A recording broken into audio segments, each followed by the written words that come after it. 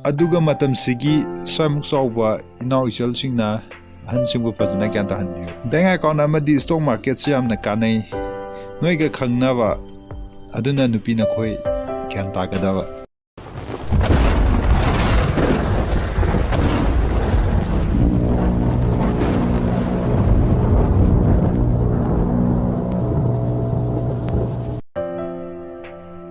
Ngasidi mayamga amuktang puningi mayamna sum hainaba film da drama da lilada lairaba si yengma nungaibagi wani asengmadadi masi yamna waba amakhakni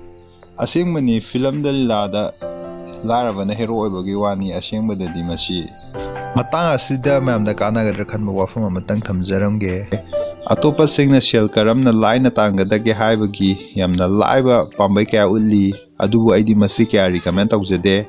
Sen paiba haiba sida shortcut laite. There is no shortcut to success hainai matang sida wafam khara thamjaramge ahanbada thabak suba adumgi laibakta adumna pukliba mafam aduda nongmada lupa chawanga natraga samri si tanba ngamlagadi nongmada lupa yankhai dagi na sani fausi fau haraga thataruk natraga nifan si faubagi manungda loiba marup leibani marup asi 20k dagi haurga 50k gumba tabani adumna 50k se fange haina khalasi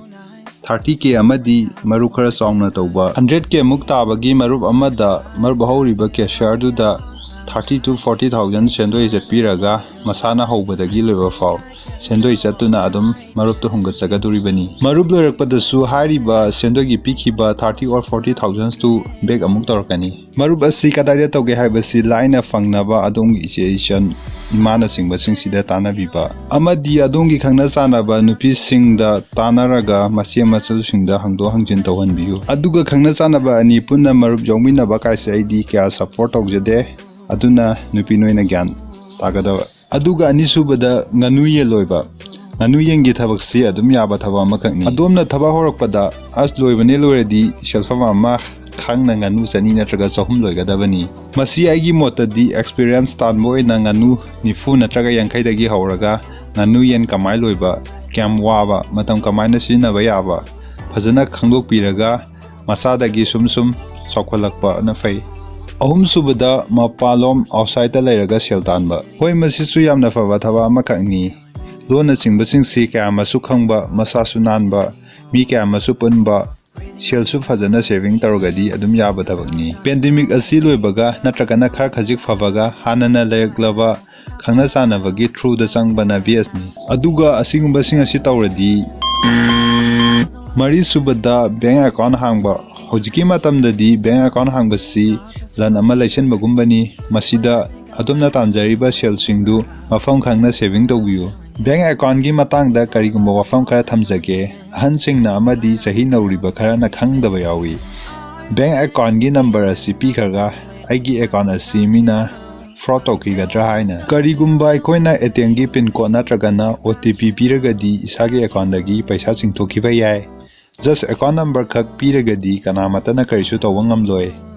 karigumba call ama laktuna pin code natragana OTP hanglagadi madu pibiganu manga subada stock market singda money invest tawbiba Airtel ICICI SBI Maruti Suzuki makoi sing asi government na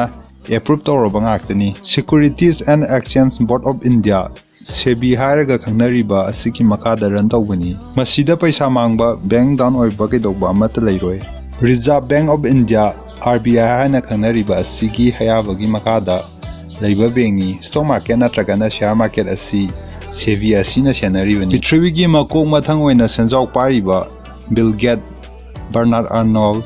Jeff Bezos haiba sing asi share market sing sida invest tawraga oiba ngaktani karamna invest tawgani haibadu samlappa haijaramge masida grow ko f amakhak changani masi install tawbiraga adungi bank account PAN card, Aadhaar card amadi adongi selfie na KYC gi proof document oigani application asi description da hapsaramge adomna hena khangbining lagadi akhang hai tanabiyu isana tijaraga honaraga haibasina hena tongjabani adomna tambale piganu corona asiga kungi nongjumana suraktabaga curfew lockdown asina kungna leibaga akoi gi punsida tungi character da kari oigani haibagi mi paiba leirabani adudi mathangi video da muk thengnersi ma'am bye bye